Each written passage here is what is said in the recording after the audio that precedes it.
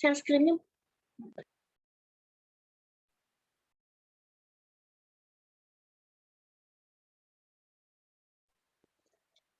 Bismillahirrahmanirrahim. Assalamualaikum warahmatullahi wabarakatuh. Waalaikumsalam warahmatullahi wabarakatuh.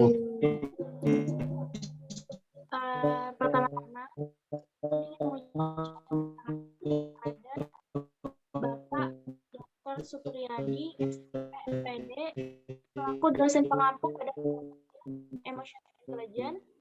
Kami dari kelompok 10 mata kuliah Emotional Intelligence yang beranggotakan Afifah Nurfadiah dari Prodi Pendidikan Ekonomi. Saya sendiri sebagai moderator. Ada Anugrah Putri Widyastuti dari Prodi Manajemen, Faragina Salsabila dari Prodi Bahasa Inggris, Irfan Alpandi dari Prodi Manajemen, Melani Putri dari Pendidikan Ekonomi, Nabilah Anggia Salwa dari Prodi Manajemen, Oktaros dari Prodi Manajemen, Rianto dari Prodi Pendidikan Ekonomi, Sahlan Alhamdani dari Prodi Pendidikan Ekonomi, serta Yara Deviana dari Prodi Bahasa Inggris. Ya, kami ingin membahas mengenai 3 topik, yaitu yang pertama, kecerdasan emosional dalam kehidupan seseorang, yang kedua, kecerdasan emosional dalam dunia pendidikan, serta yang ketiga, kecerdasan emosional dalam dunia kerja. Untuk slide pembahasan pertama akan dibahas oleh Kak Anugrah Putri. Kepada Kak Anugrah dipersilakan. Baik, terima kasih. Untuk definisi kecerdasan emosional adalah sejumlah kemampuan dan keterampilan yang berkaitan dengan pembinaan hubungan sosial dengan lingkungan yang merujuk pada kemampuan mengenali perasaan diri sendiri dan orang lain, kemampuan memotivasi diri sendiri, dan kemampuan mengelola emosi dengan baik dalam hubungan dengan orang lain. Bisa di next.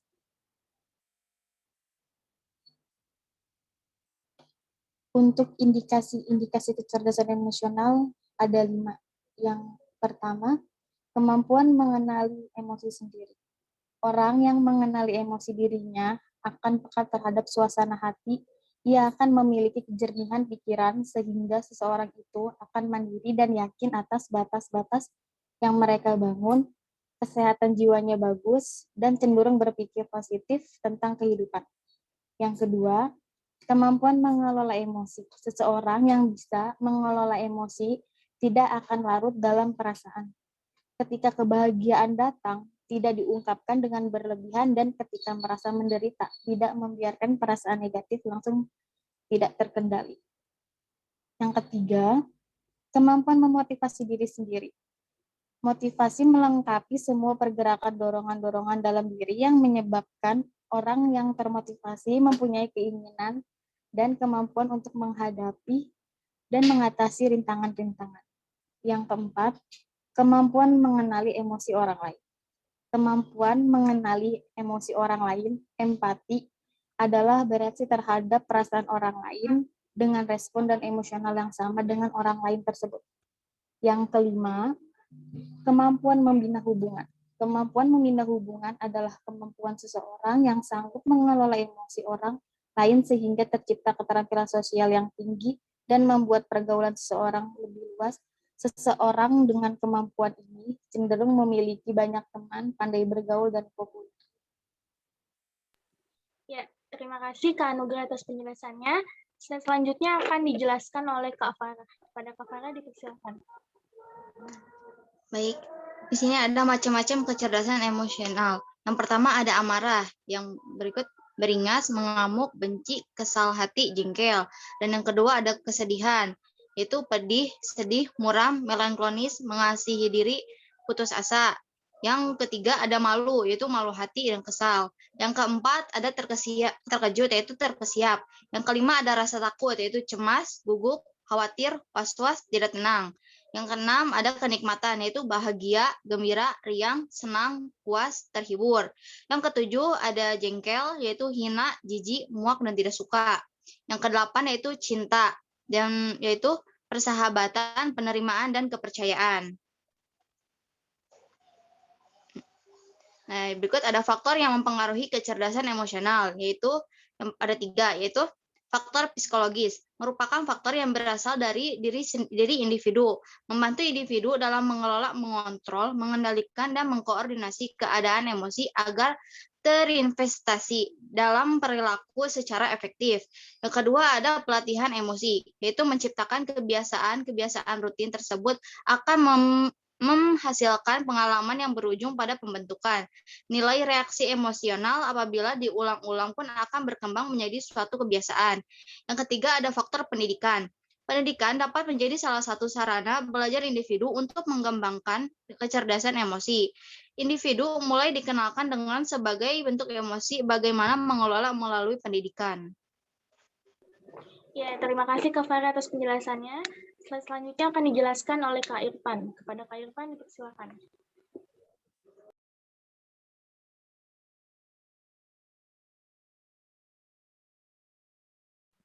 Kak Irfannya ada?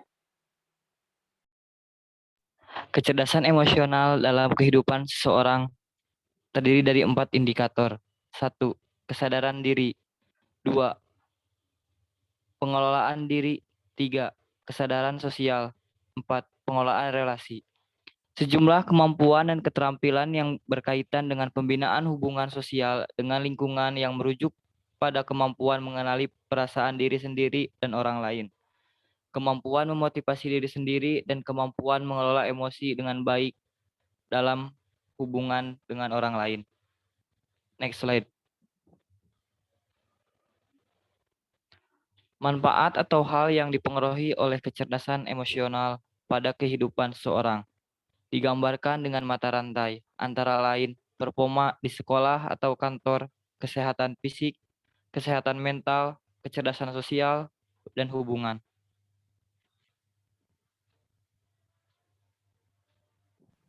Ya, terima kasih Kak Irfan atas penjelasannya. Slide selanjutnya akan dijelaskan oleh Kak Milani. Kepada Kak Milani, dipersilakan.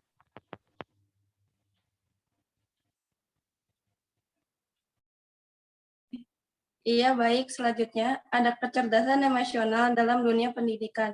Emotional intelligence dalam pendidikan informal. Anak belajar bagaimana merasakan perasaannya sendiri dan bagaimana orang lain menanggapi perasaannya. Ada 3 gaya mendidik anak yang secara emosional pada umumnya yang tidak efisien adalah yang pertama, sama sekali mengabaikan perasaan.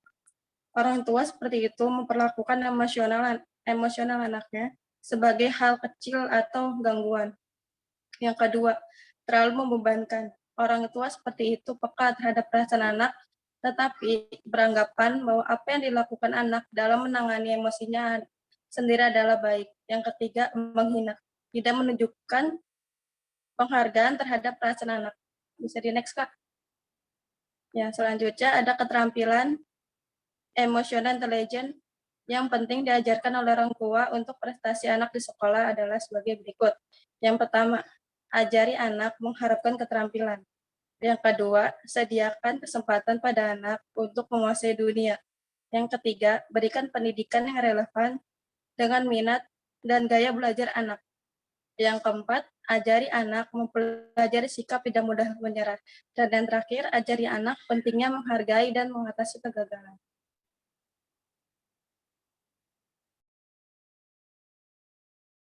Ya, terima kasih Kak Mei atas penjelasannya. Slide selanjutnya akan dibacakan atau dijelaskan oleh Kak Nabila. Kepada Kak Nabila, dipersilakan. Ya, emotional intelligence dalam pendidikan formal, mata pelajaran keterampilan emosi berakal pada gerakan pendidikan efektif tahun 1960-an dimaksudkan bagaimana mendidik perasaan itu sendiri. Bahan pelajarannya adalah perasaan itu sendiri, yaitu perasaan yang muncul setiap interaksinya. Guru dan murid dituntut untuk memusatkan perhatian pada jalinan emosi kehidupan anak didik. Kecerdasan emosional juga berpengaruh pada emosional prestasi siswa. Penerapan kecerdasan emosional dalam sistem pendidikan Indonesia. Pendidikan karakter bukan hal baru dalam tradisi pendidikan di Indonesia. Beberapa pendidik Indonesia modern yang kita kenal seperti Soekarno telah mencoba menerapkan semangat pendidik pendidikan karakter sebagai pembentuk kepribadian dan identitas bangsa, yang bertujuan menjadikan bangsa Indonesia sebagai bangsa yang berkarakter. Ya, itu penjelasan dari Kak Nabila. Slide selanjutnya akan dijelaskan oleh Kak Okta. Kepada Kak Okta dipersilahkan. Selanjutnya, peran kecerdasan dalam perkembangan peserta didik. Masa remaja atau masa adolensia merupakan masa peralihan atau masa transisi antara masa anak-anak ke masa dewasa. Pada masa ini, individu mengalami perkembangan yang pesat, mencapai kematangan fisik, sosial, dan ekonomi, dan emosi. Pada masa ini, dipercaya merupakan masa yang sulit, baik bagi remaja sendiri maupun bagi keluarga dan lingkungannya. Hubungan serta penerapan kecerdasan emosional dalam pembelajaran peserta didik. Banyak faktor yang mempengaruhi perkembangan emosi pada remaja. Faktor tersebut antara lain, yang pertama kepribadian, yang kedua lingkungan, yang ketiga ada pengalaman, yang keempat ada kebudayaan, dan yang kelima ada pendidikan. Terima kasih Kak Okta penjelasannya. Slide selanjutnya akan dijelaskan oleh Kak Rian. Kepada Kak Rian dipersilahkan. Baik, terima kasih. Kecerdasan emosional di dunia kerja. Memiliki emotional intelligence atau EQ yang baik dapat membantu kita mencapai pertumbuhan secara personal maupun hubungan dengan orang lain. Dalam dunia pekerjaan, tidak dipungkiri lagi bahwa kemampuan kita untuk memposisikan diri dan berkomunikasi dengan rekan kerja menjadi salah satu penentu kesuksesan. Pengembangan karir. Yang pertama, prestasi kerja atau job performance. Kedua, pengenalan oleh pihak lain atau exposure. Yang ketiga, ada pengunduran diri atau resignation. Yang keempat, kesetiaan terhadap organisasi, organization loyalty. Kelima, pembimbing dan sponsor atau mentors and sponsors. Keenam, bawahan yang mempunyai peran kunci atau key subordinate. Ketujuh, peluang untuk tumbuh atau growth opportunities. Dan yang terakhir, kedelapan, pengalaman internasional atau international experience.